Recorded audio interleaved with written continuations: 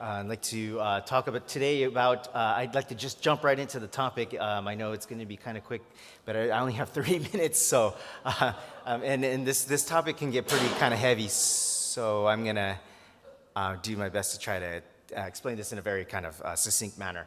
So the issue is exploring the issue of one thought awareness, ichinen kakuchi. So this is in regards to the issue of shinjin, and so I like to talk a little bit about that. Okay, so one thought awareness, or ichinen kakuchi in Japanese, or ichinen kakufu is another way to say it, is a long-standing debate that spans back at least 200 years ago, and it kind of comes up time and time again in the history of the Honganji. It's a theory that in order for one to have shinjin, the individual should have a clear and distinct awareness of when it arose in one's heart and mind. If the individual does not have a clear and indisputable awareness of the exact time, down to the minute, right, of when shinjin occurred, that religious experience cannot be considered genuine, and the person is not said to have shinjin.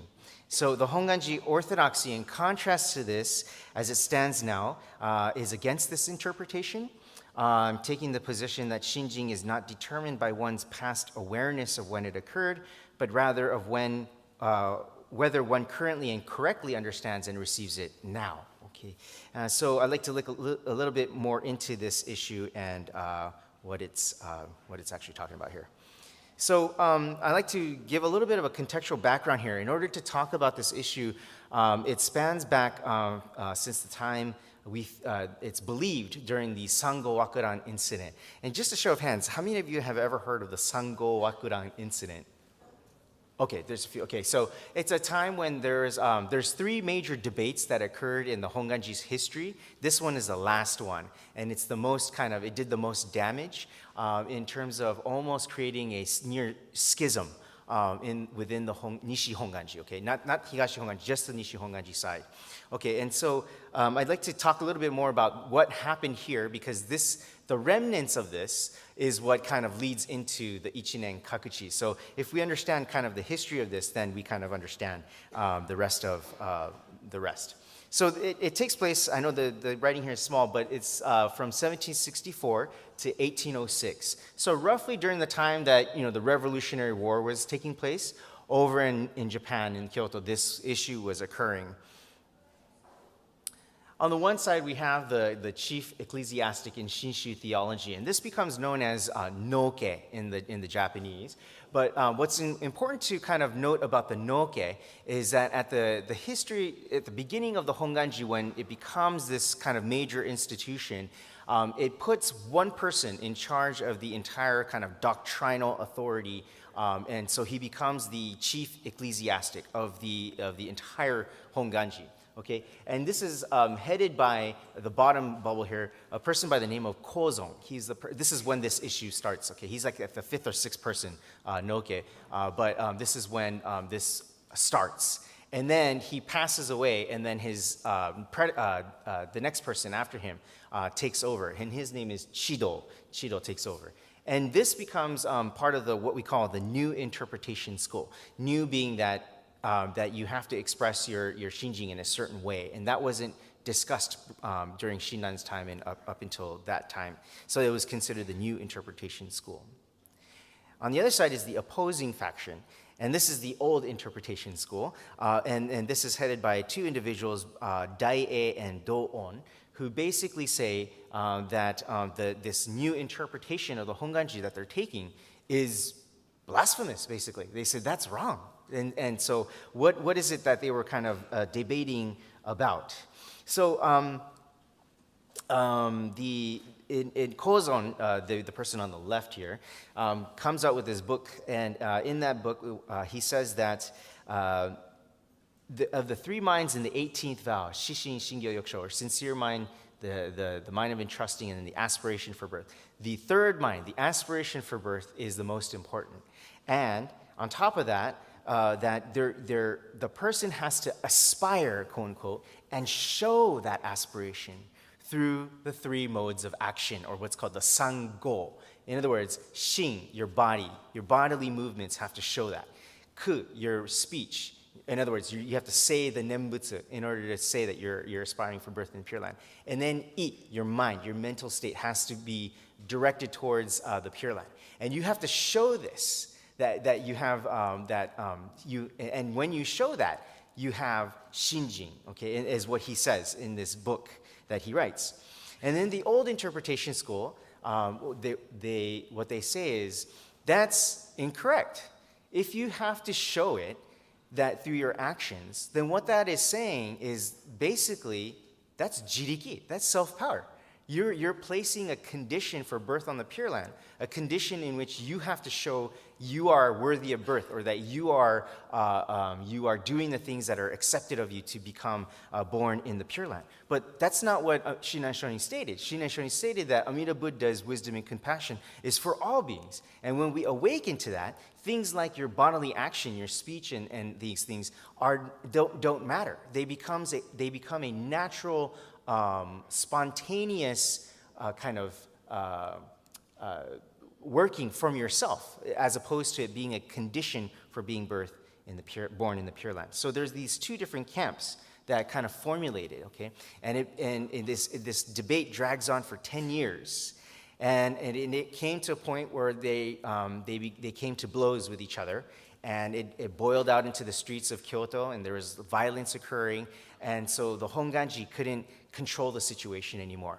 And so what they did was they appealed to the Bakufu shogunate to kind of be the intermediary to step in and kind of mediate the situation. And so what they did was they held kind of these trials, basically these hearings, and they invited individuals from both camps to these trials, and then they carried out a pretty extensive and thorough study of this debate. And then what they landed on in the end was to side with the old interpretation school, saying that this is closer in line with what Shinran Shonin has stated, or what we understand that Shinran Shonin has stated. So it's basically an audit that they run, and then they say that the old interpretation kind of wins out. But what happens as a result of this is that the chief ecclesiastic in Shinshu theology, or the Noke, becomes abolished. Because they said, well, okay, the one person being in charge of the entire doctrinal affairs or matters is probably not a good way to go. Let's have a group of individuals that come to make a decision if anything like this happens again in the future. And so that becomes what we presently know as the Kangaku system, and that continues to this day. Okay, so that's that. But if you notice on the left-hand side here, there's an arrow that points downwards. So from this school of thought, of this new interpretation school, remnants of their understanding still remained. And that becomes if you look at the right top here, the Sango Kimyosetsu, as I was mentioning up until this point, one must exhibit signs of devotion through one's actions, body, speech, and mind. I have in bold-faced here the mind, okay? And so this mind, mental action, eventually becomes this seed that is planted for this new interpretation of the one thought awarenesses, which is what we're trying to talk about today.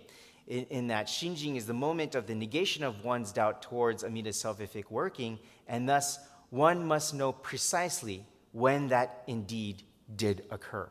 So when was it that your doubt towards Amida Buddha's working was negated, and when was it that this entrustment came about, shinjin came about? You have to know the exact day, the time, and down to the last minute. And then also your teacher who told you about this teaching became this, what the One Thought Awareness camp started to promote, this new idea, okay? So I'm gonna kind of skip through some of these slides here. So I'm gonna read to you a couple individuals who kind of promoted this idea of the Ichinen Kakuchi, okay? So Fujiwara Kyosei says the following: those who say shinjin occurred without a specific moment have not truly entered shinjin and possess a self-imposed fabricated faith. Those who speak of shinjing without a specific moment often use the example of a child not knowing exactly when one became cognizant of one's mother, but this is merely a convenient explanation. A child's recognition of their mother is actually a developmental psychological process that follows specific stages. So let me stop there. So basically, the idea of this, not this Ichinen Kakuchi, but the old interpretation school, what they said was, well, think back when you're a kid. Do you remember when it was that your father became your father, or that your mother became your mother? No, right? In most cases, I mean, you would be like a genius if you did, right? But over time, you kind of gradually came to realize, oh, hey, this person that I'm always seeing is my dad, and this person that I'm always seeing is my mom, right? And so when that specifically occurred is not clear to you, but over time, you come to understand that. In the same way, shinjing is not something that you have to know when exactly it occurred, but over time we start to realize and awaken to this entrustment that we have, is what the old interpretation school said. Okay, that's one example, the child and the mother example. The second example that they give is the persimmon, the kaki. Okay, so there's two kinds of kaki, but the one that's like shaped like this, the oval one, not the flat one, right? The oval one, that one, if you taste it, it's very bitter, right? And it leaves this like weird film in your mouth, right? But over time, as you let that thing sit and as it starts to rot, right, or mature, it becomes sweet, right? And over time, it becomes sweet. And so they say, then, do we know when this process occurred, when it was this fine line between this bitterness to sweetness? No, it just gradually happened, right? And so in the same way, shinjing is this gradual process. We won't know when. But this Ichinen Kakuchi and Fujiwara Kyosei says that's incorrect. People give that kaki example, is what he says. People give that kaki example, but there's still a defining line in which it's switched over from bitterness to sweetness. There's still a defining line in which you recognize that became your parent, right? So in the same way, shinjing has to be clear to you when it occurred, right? Because it is when your doubt has been negated. It is when you have realized you're embraced in this world of absolute truth. So why would you not remember this moment, is what he's arguing, okay? And so that's the point there. That's the second point here. Okay, yeah, the persimmon, okay? I'm going to skip over Sasaki Tetsujo-san for the, I do have the slides, so I'll send them out to you if you would like them too as well. But the third person, Yamamoto Sensei, says the following. So I'll just read this.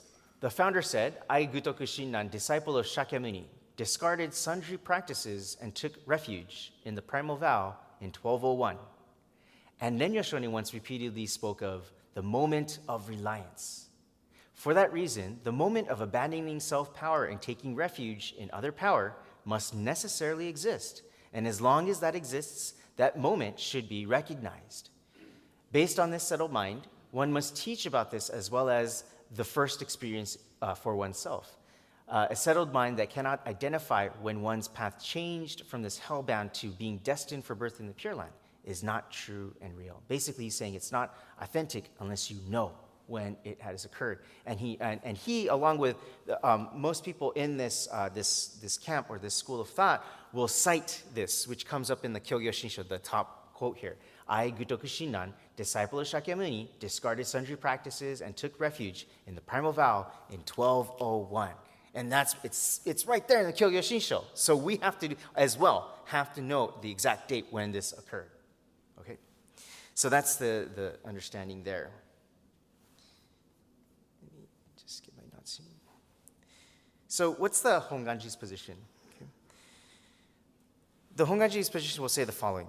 The one-thought awareness can be broken down into two main points. The first one is we will and should know exactly at what time we received shinjing. And the second one, we do not know when the shinjing arises, but afterwards, when we reflect on this issue, we can know exactly when we received shinjing. But both of these positions are considered heterodoxy because it entails that we should know in our memory when exactly shinjing arose. This then becomes an issue of whether we remember shinjin to have occurred or not, which implies whether Amida Buddha has really saved us or not. In other words, the problem, which was originally supposed to be shinjin being the cause for birth or not, is now about whether we remember, right, whether we have shinjin or not. Okay, so it's kind of like these two things. Okay, the Honganji's position is saying the one thought moment awareness people say it's about when did shinjin happen again, recalling in your past. But it's not about when you remembered when it occurred. It's about whether you have shinjin now. Those are actually two separate issues, right, is what the Honganji's position is saying. So it's not about your memory. Your memory is not, you can't rely on your memory. There's a lot of things that we forget over time, or there's a lot of details that we add to things that happened in the past. Our memory is not reliable, right? So it's not about whether you remembered it. It's whether you have it now, whether you're discussing about it right now is what the Honganji's position is. Okay, so the next point is a little bit kind of harder, but I have an example to help explain, so hopefully it'll be clear. Another point is that shinjin is not a function of the conscious mind. And what this means is that shinjin, in fact, cannot be grasped by conceptual understanding. However, when we say that we can know at what time we exactly received shinjin, it means that the conscious mind has grasped the first moment in which shinjin arises. Shinjin does not cease once it arises, and it continues uninterrupted until one's death. However, one's conscious mind is constantly interrupted, so it's impossible for this conscious mind to be able to grasp something that is uninterrupted. Okay, so let me explain what that means. So imagine if you go to the beach, okay, and you see this beautiful scenery of like the setting sun, the clouds, and then the waves are crashing. It's like, oh, you're immersed in this, the air is really crisp, and you're like, I feel like I'm alive, right? This is great. And you have this beautiful view, right? And you say, this is so great, but I want to remember. I want to remember when this happened because this is a really beautiful time. So you bust out your iPhone, right? And you try to take a picture of this, right? And so this taking a picture is trying to capture that moment, right? But as we all know, the picture doesn't do the scenery justice. It doesn't grasp the entirety of that situation, right? And so this picture taking is this conceptualizing of this dynamic reality that is taking place. Your mind is trying to grasp what is happening, okay, with shinjin, okay? Your mind is trying to grasp what is happening. But really, that's not the significance of shinjin, is it? The significance of shinjin is to be awakened to this world that embraces us as we are, right?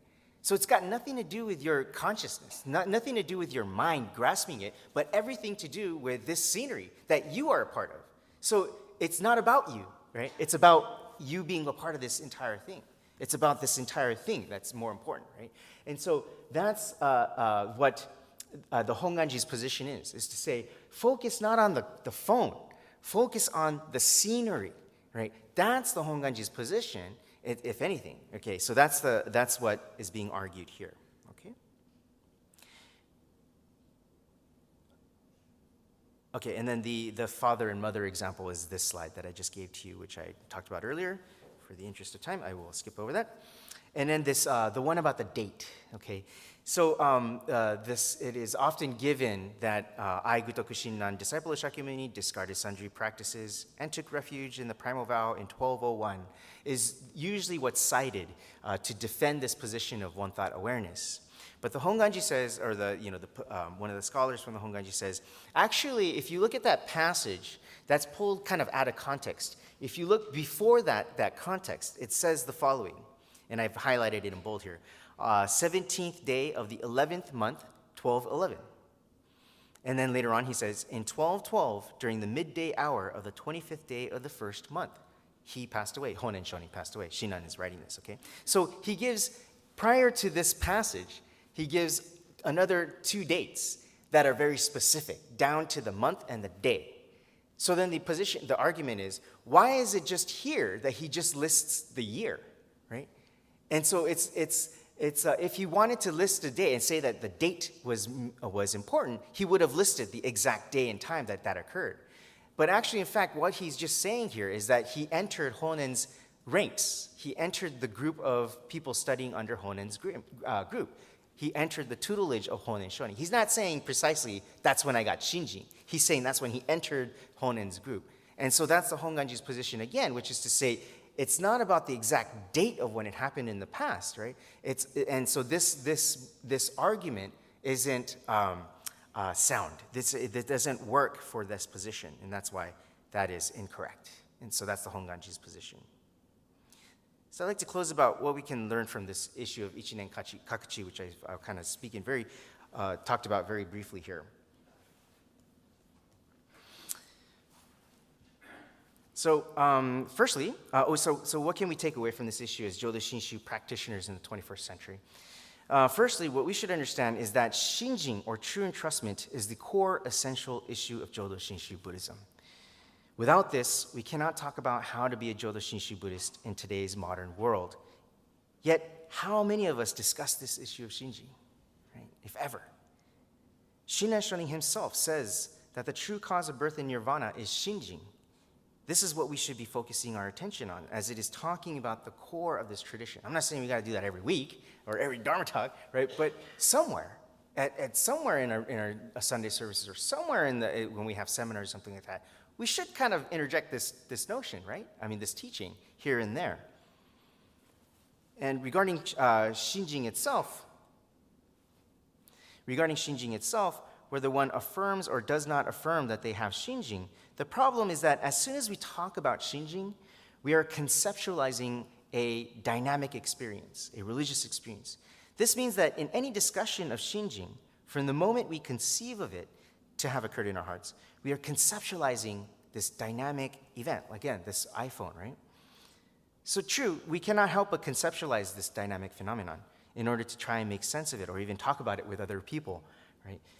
When we conceptualize Shinjin, we make it our own by way of our creative thinking and our karmic background. We try to recall this Shinjin. But we corrupt something at the outset of trying to understand this Shinjin. We put it in the lens of this self to try to understand Shinjin. So when there is this one thought awareness,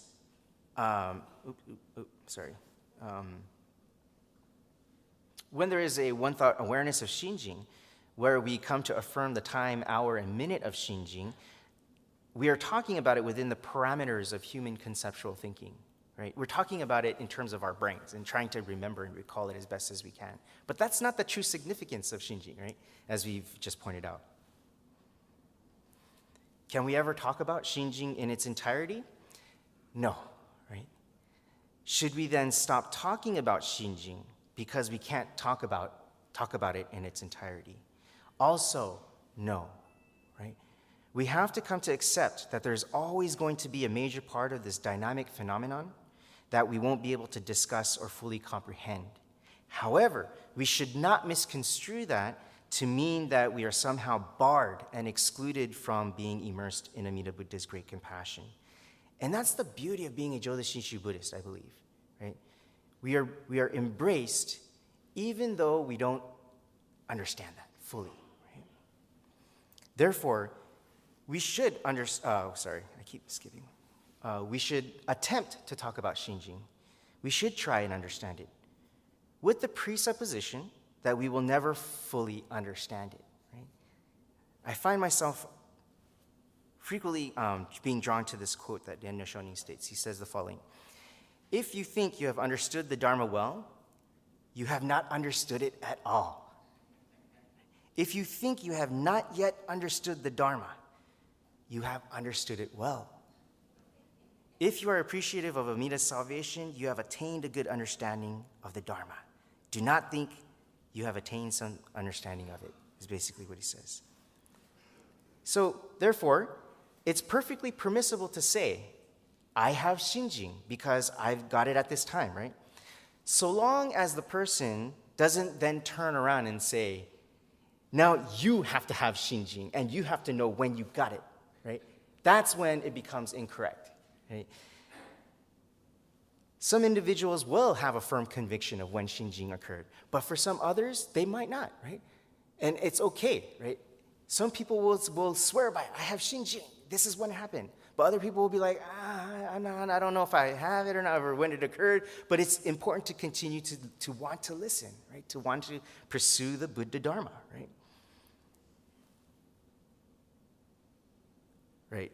What is important is that all individuals are now questioning what a true and authentic Shinjin is, whether one has come to truly take refuge in Amida Buddha's great working here and now, right? And then finally, I'd like to close with this last point. The ramification of this issue is that faith in its extremity can potentially become dangerous. When we weaponize the issue of faith, we fall into the trap that so many so-called pious, religious zealots in the world end up committing, and that is self-righteousness and the exclusion and sometimes extermination of certain groups of people. Amida Buddha's universal vow has no room for this kind of calculation and egotistic endeavors. And that's what I want to point out. Shinjin, as it is stated in the vow 33 of the Larger Sutra, we become soft and gentle, right? And that's what the significance of Shinjin is, apart from this faith that we hold on to. And that's one of the biggest things that we can also take away from this issue of Ichinen Kakuchi. So thank you very much for your time.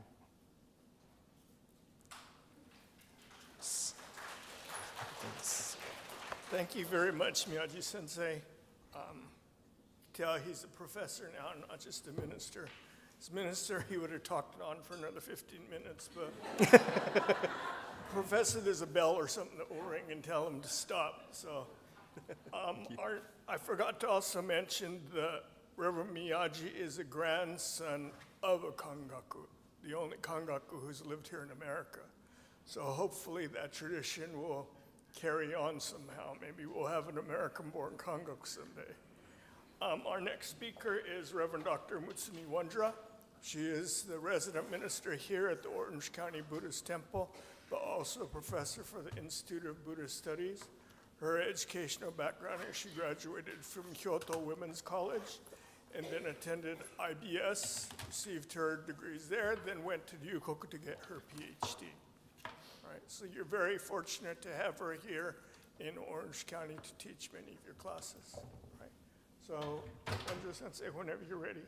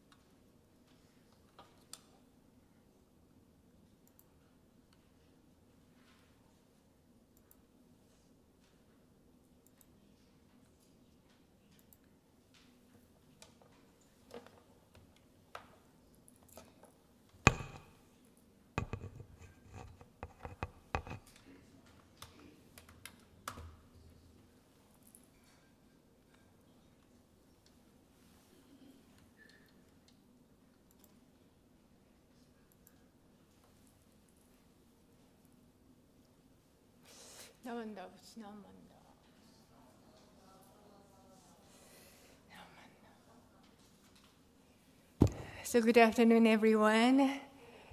Good to see you. Well, thank you very much for coming. And we have a record attendance to this Winter Pacific seminar, and about 140 people registered in person. And I'm very, very happy to have all today.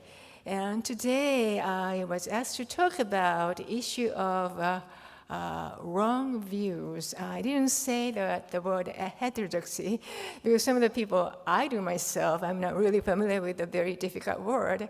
So wrong view in the Jodo Shinshu Shin Buddhism. And my part was talking about two benefits, not one.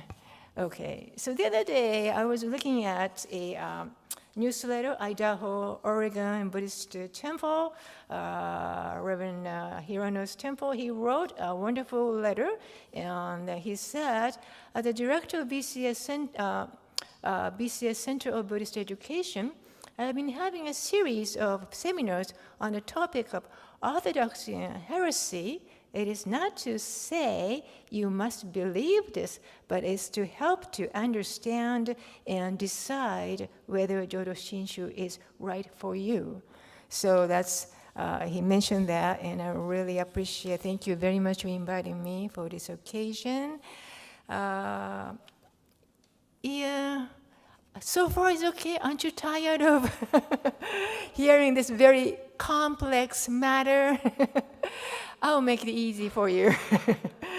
Okay. So first of all, why it matters? Why you have to think about the wrong views? You see the picture here? This is my favorite Shohei.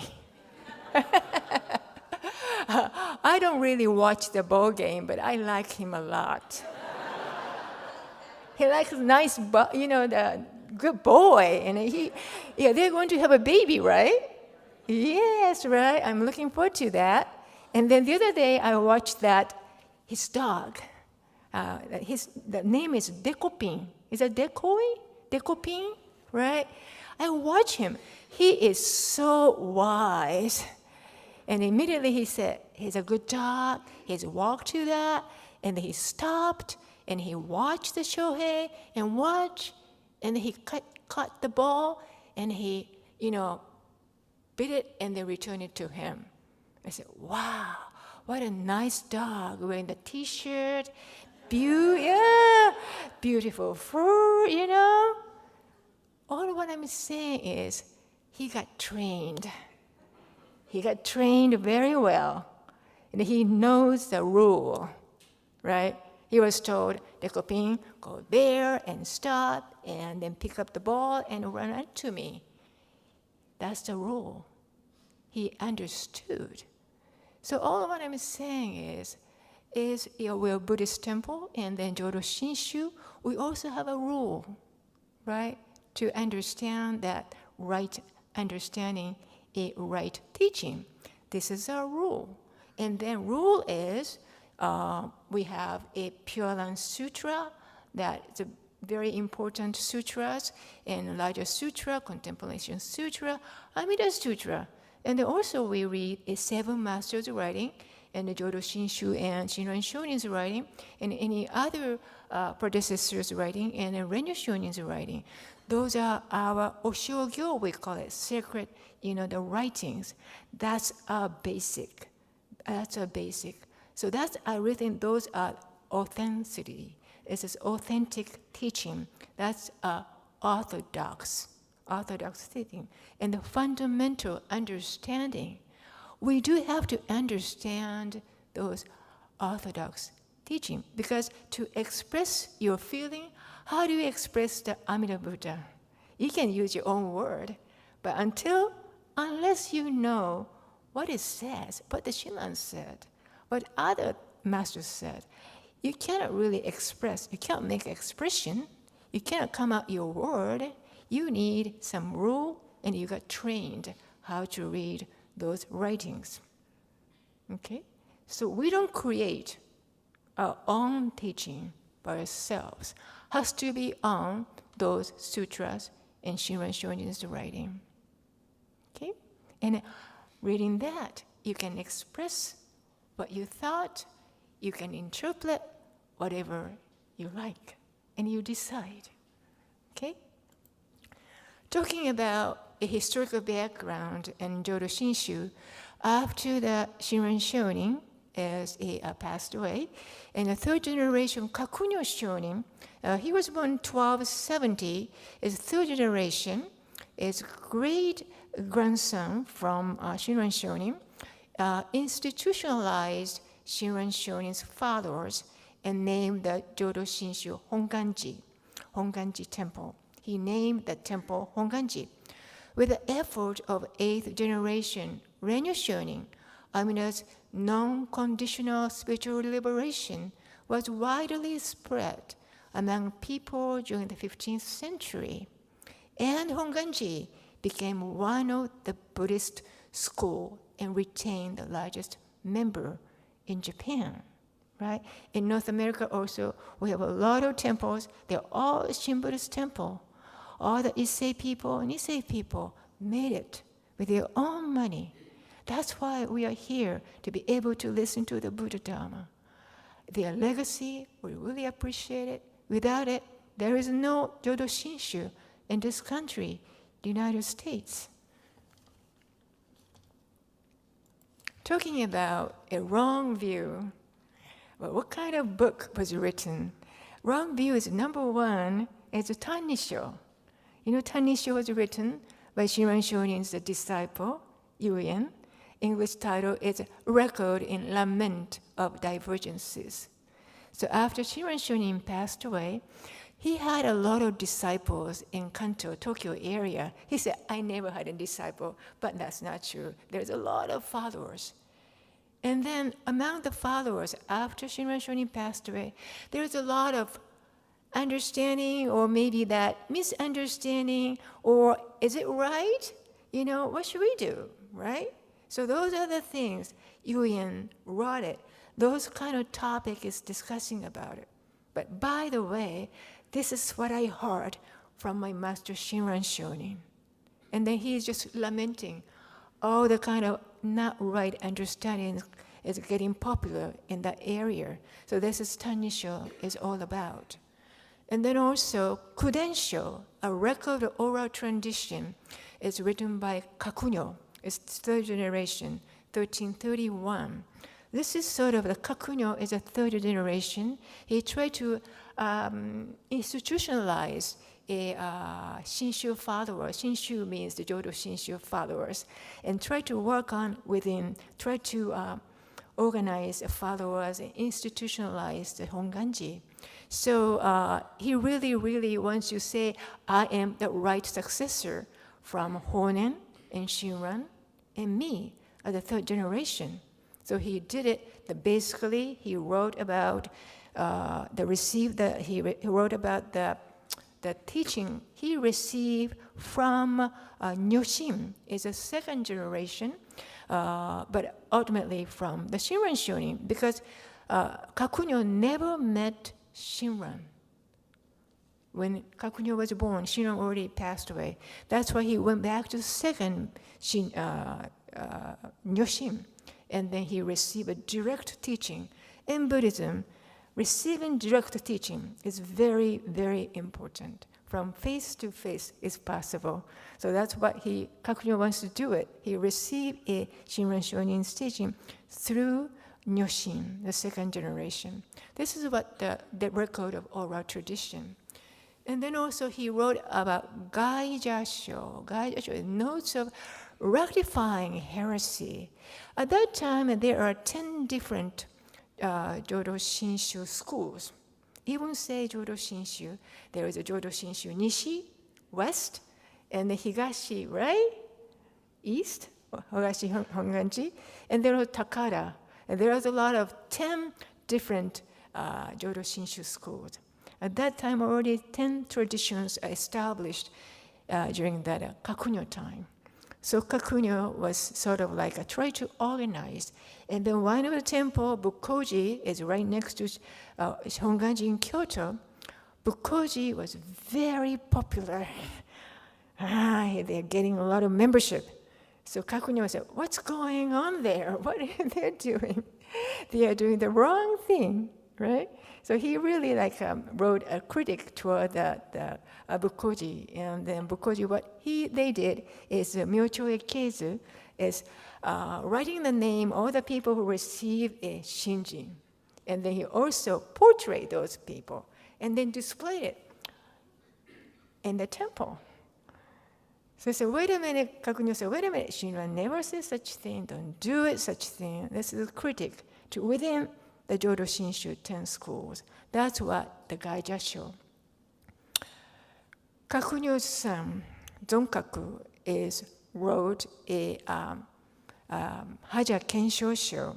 Zonkaku is more like very liberal, and he was not really focusing internally Pure Land Buddhism or Jodo Shinshu teaching. He's more like out of box and try to get in touch with other non-Pure Land Buddhism as well. But however, Kakunyo has to defend his own Jodo Shinshu temple. So he wrote a critic toward a non-Pure Land Buddhist temples. Those are the major books focusing that wrong views. So like maybe Koha Sensei and then Miyaji Sensei talked about Sango Wakuran.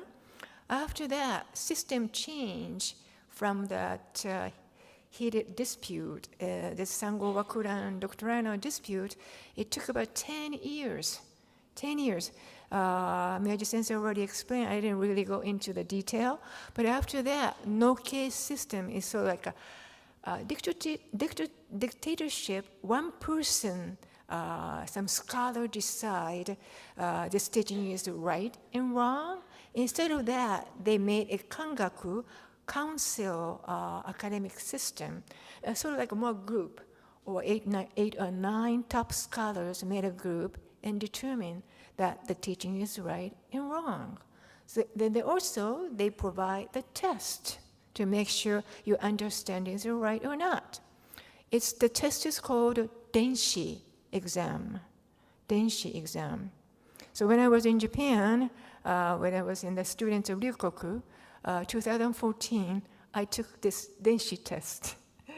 I gave it a try, and then I suggested Takashi Sensei take it next year. We did it together, and then, that was a very challenge.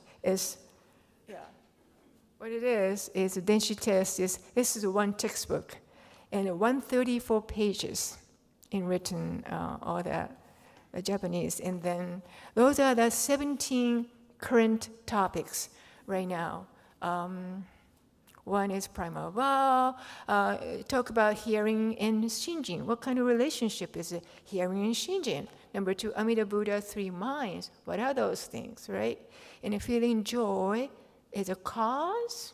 Those are all the 17 doctrinal topics. It's in here. Page 134. Literally, I had to memorize everything.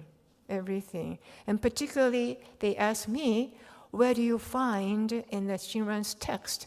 Write down what he says in his original kanbun. So, my brain is really like almost exploding on that day. I remember that's 2014, June. That was a rainy day.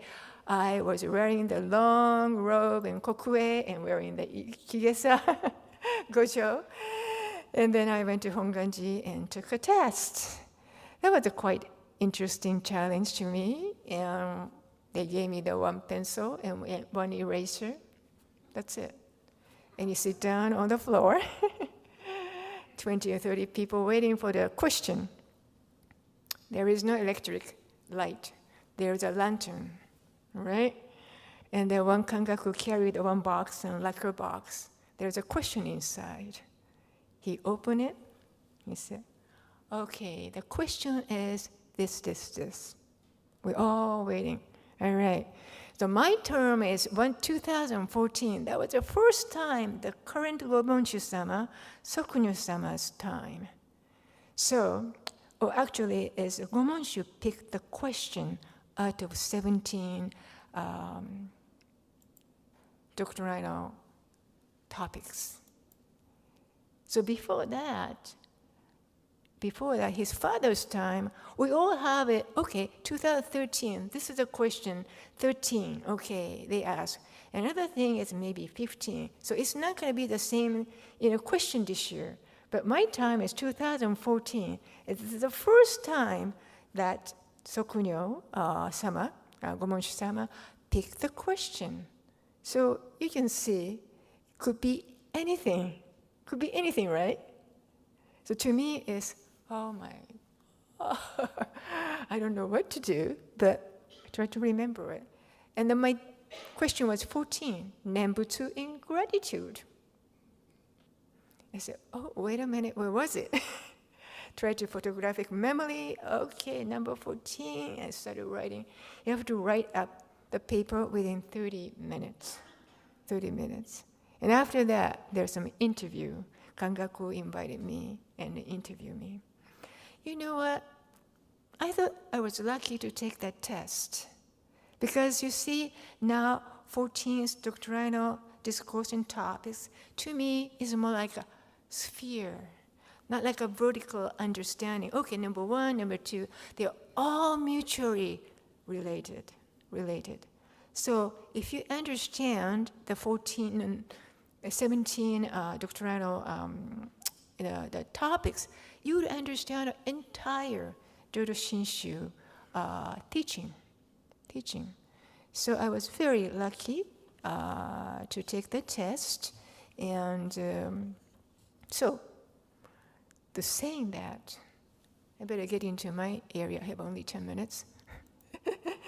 My topic is 2 benefits, not 1.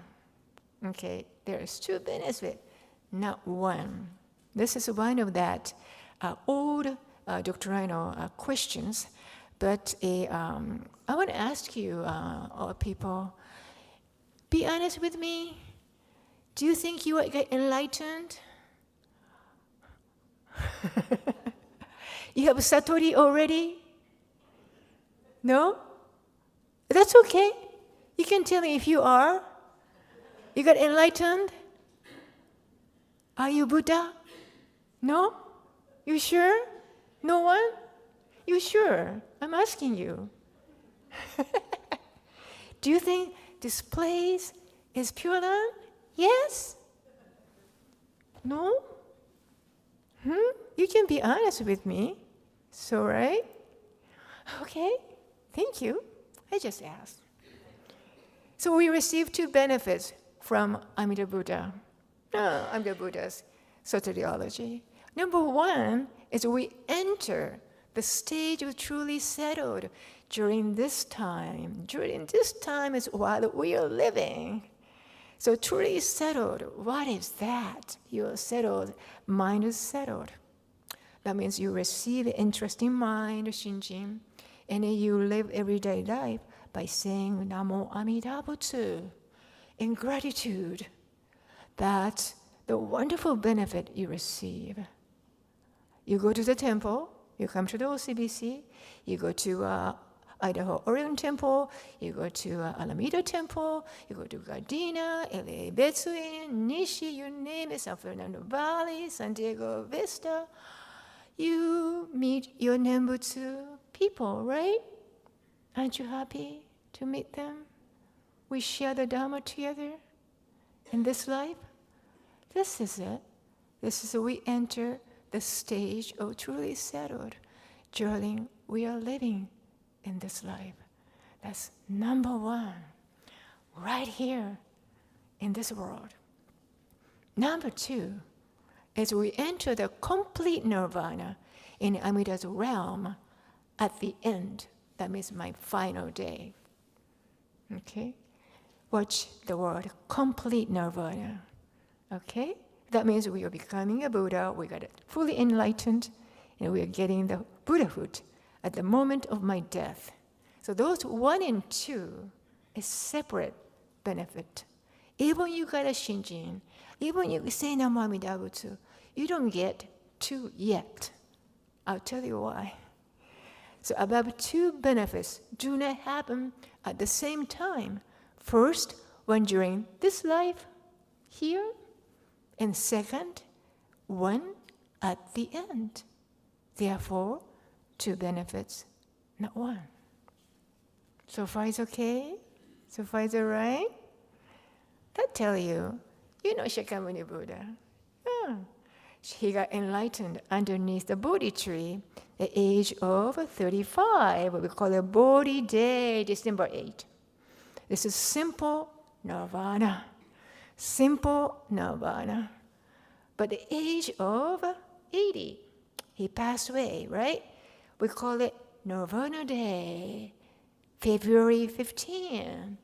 This is complete nirvana. Complete nirvana. The same situation. We get into that the first benefit in this life while we are living, just like a Shakyamuni received enlightened, right? Satori in this life. And then at the moment we leave, And then also at the moment Shakyamuni left, he entered to complete nirvana. Same theory, same one. So this is kind of, Shinran Shonin said, there are the two directing virtues the Amida Buddha gave us, the Kyoyo Shinsho says. One is also going, that means while we are living in this world, and then join the truly settled in the path toward attaining Buddhahood. That's what we are doing this from the birth to my end. And after my physical death, I enter to the perfect nirvana as Amida's realm. And I'm coming back, U-turn, coming back to this world and help other people.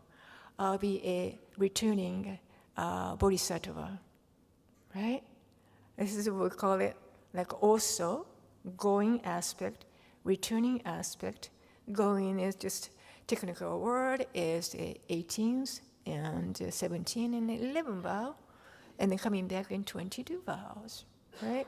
So those are that Shinran Shonin shared about.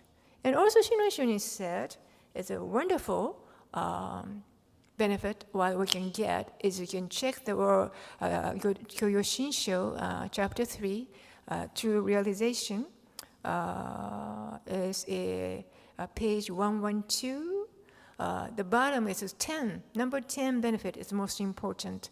Is the benefit of entering the stage of truly settled while we are living in this world. That's number one. Okay. While, and let me share some Shinran's word.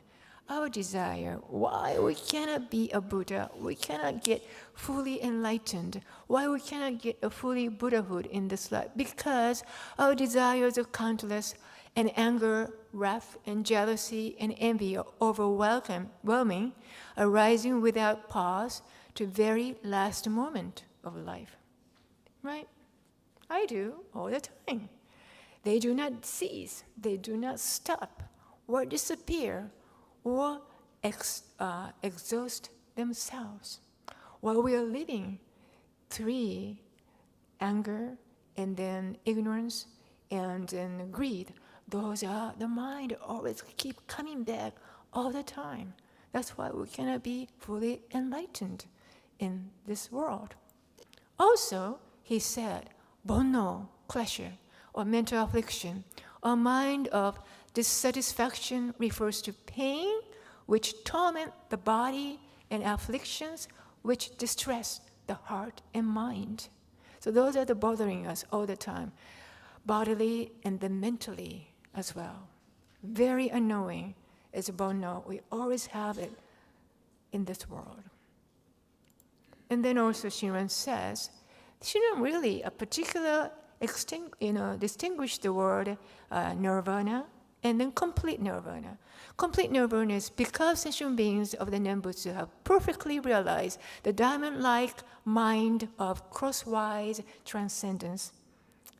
They transcend and realize great complete nirvana on the eve of moment of death.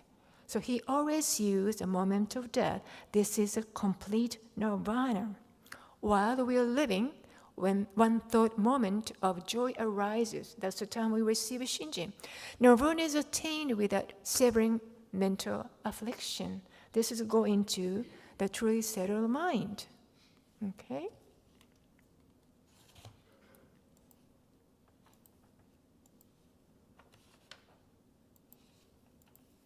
And then also a few more. Shinran's word. He says, what is true Buddha and true land?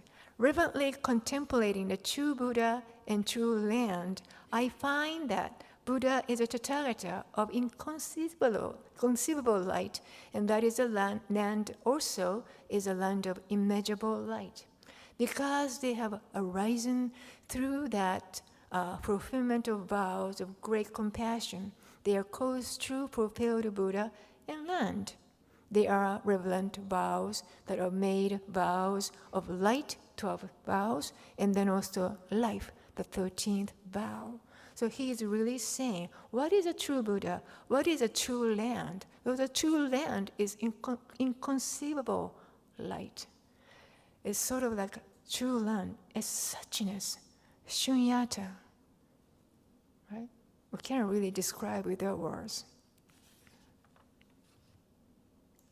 And Shinran's was lamenting the monks and laity of this latter age of religious teachers of these times of floundering the concept of self-nature and mind only, and they disparage the true realization and enlightenment in the Pure Land way, or lost in the self-power, attitude of meditative and non-meditative practice, their ignorance of true Shinjin, which is diamond-like.